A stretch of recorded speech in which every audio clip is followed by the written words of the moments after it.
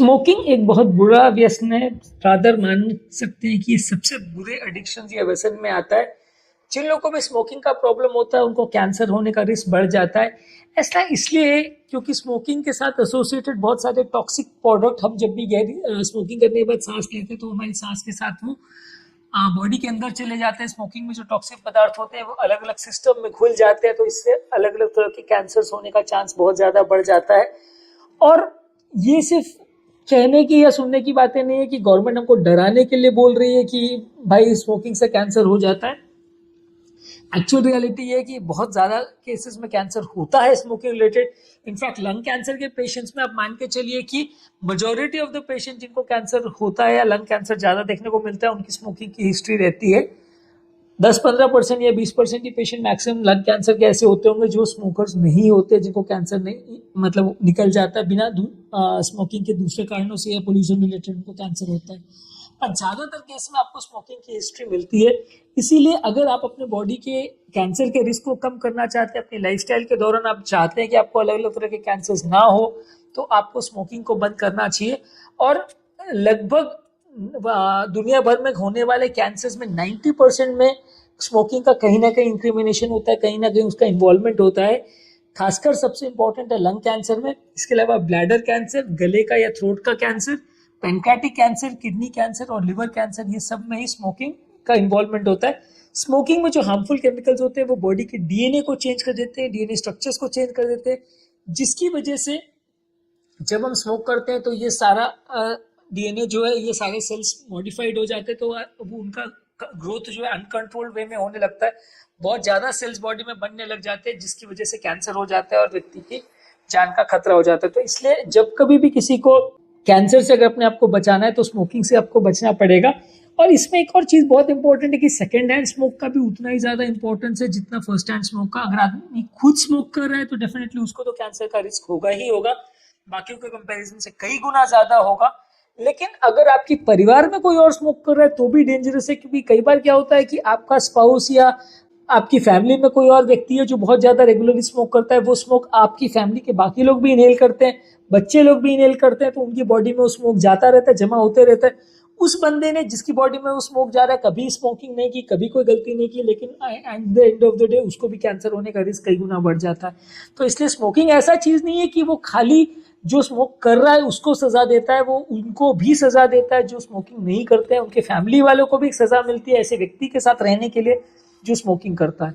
तो इसलिए second hand smoking को भी इग्नोर नहीं करना चाहिए। बहुत सारे ऐसे पेशेंट्स हैं जिनकी आप स्मोकिंग की हिस्ट्री पूछोगे तो वो बोलेंगे हमने तो कभी नहीं पिया, लेकिन पता चलता है उनकी फैमिली में किसी और का आदत थी जो बहुत ज्यादा पीता था, उसको कैंसर हुआ या नहीं हुआ, लेकिन सेकेंड हैंड स्मोक से किसी और को कैंसर हो गया, ऐसा हो सकता है।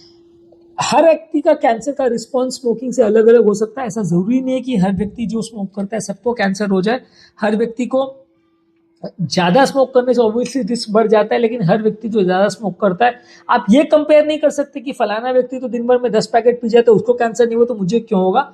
ऐसा नहीं होता। हर व्यक्ति के इन टॉक्सिन्स को मेटाबोलाइज करने का पैटर्न अलग अलग होता है, उसकी ताकत अलग अलग होती है, बॉडी की मेटाबॉलिज्म अलग अलग होती है, इसलिए किसी को प्रॉब्लम होती है किसी को नहीं होती है।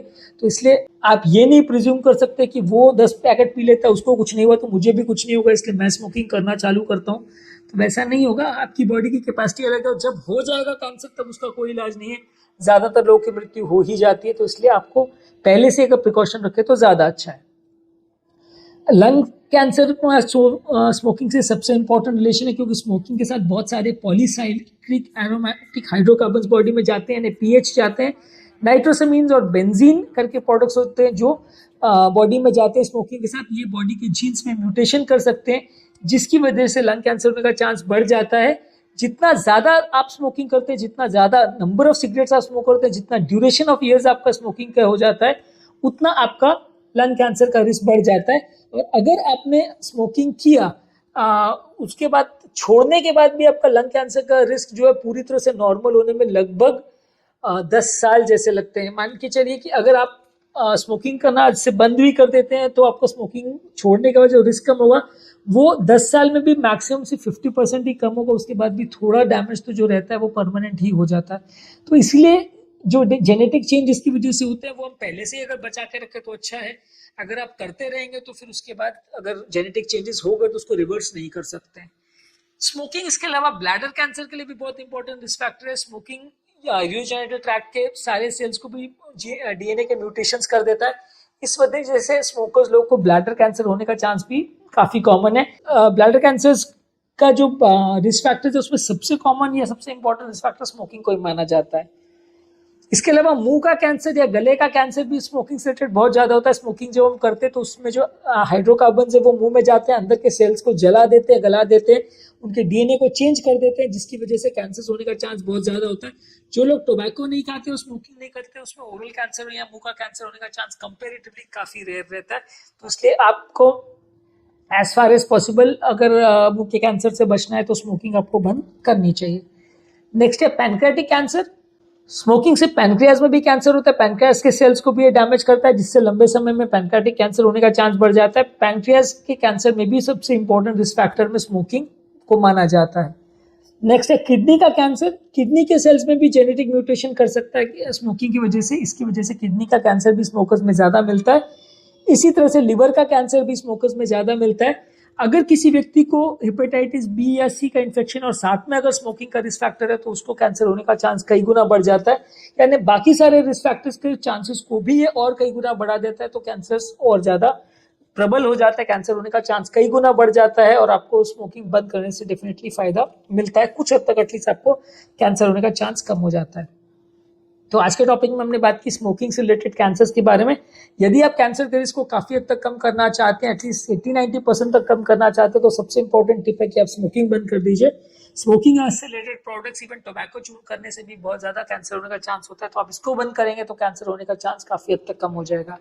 यदि इस टॉपिक को संबंधित आपके कोई कमेंट्स, क्वेरीज, सजेशन है, कोई और टॉपिक्स पर आप चाहते हैं वीडियोस बनाए, कोई पेशेंट रिलेटेड क्वेरीज है, तो नीचे कमेंट सेक्शन में उनके बारे में बताइए, हम उन्हें कवर करने का प्रयास करेंगे। अंत में मैं डॉक्टर नवीन अग्रवाल तहे दिल से आपका शुक्रिया अदा करूंगा कि आपने इस चैनल को, इस टॉपिक को देखा। आपको डेफिनेटली इससे कुछ ना कुछ सीखने को मिला होगा। जो लोग हमारे चैनल पे नए हैं उन्हें रिक्वेस्ट करूंगा कि चैनल को सब्सक्राइब करें। ऐसा करने से चैनल को कंटिन्यू करने के लिए हमें मोटिवेशन और इंस्पिरेशन मिलती है, और जब भी हम कोई नया वीडियो अपलोड करते हैं उसका नोटिफिकेशन आपको मिल जाता है, उसको तुरंत आप देख सकते हैं और हमारे यूट्यूब लाइव सेशंस में पार्ट ले सकते हैं।